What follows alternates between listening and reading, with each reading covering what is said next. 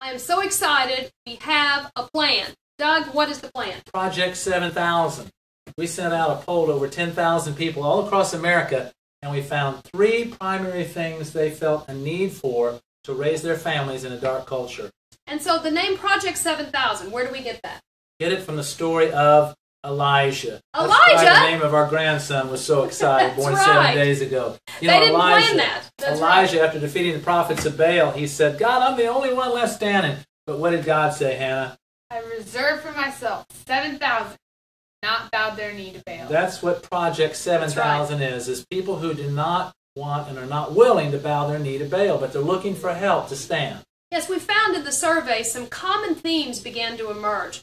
And we also have discovered that in this dark culture, we need some help right now. Did you know that Barna released a study about 3 weeks ago and found that about 90% of American pastors are not talking about these cultural issues that are hitting our culture and hitting the church so hard? Well, it's no wonder, Lisa. It's a challenging time to try to do that. It's very scary as a pastor. We have pastors who have been under persecution, and that persecution will continue and grow in the culture that we're living in right now. And that's why we need a plan, a way that we can strengthen families. So, Doug, what did we find were those 3 themes that over and over and over again came up in the survey? Number 1, help me to defend my faith and to build a biblical worldview. Only 1 in 100 millennials right now have a biblical worldview. And so we need to help our children and us know how to think and interpret the times we're living in. Number 2, people are crying out for help in building family relationships. The connection between parents and children is so critical in the day we live in. And not just parents, but grandparents. You see, if we can't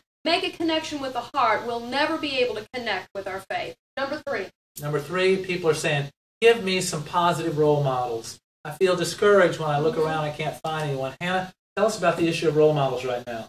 Well, you know, there are role models that our kids are looking at. There are role models in media, there's models, actors, musicians. There's people our kids are looking at. But if we can put role models that are godly and examples that kids want to follow, then they're going to be that much more likely to go after something that looks like it has some life in it. That's what Project 7000 is all about, to focus like a laser on those 3 things. And so we have a plan, we have a system, and in the next video we'll tell you exactly how you can tap in, whether you're a grandparent, a parent, a pastor, or whether you're a teenager listening. We have a place for you to gain all 3 of those things. Now we're launching it on what strategic day? September 11th. What September 11th. Day to stand against the terror against our society. And I'm going to be traveling right down to Washington, D.C. to kick that off with a live presentation and to be able to be praying right there on Capitol Hill over what's going on. If you live anywhere near Washington, D.C., we'd love for you to come and join us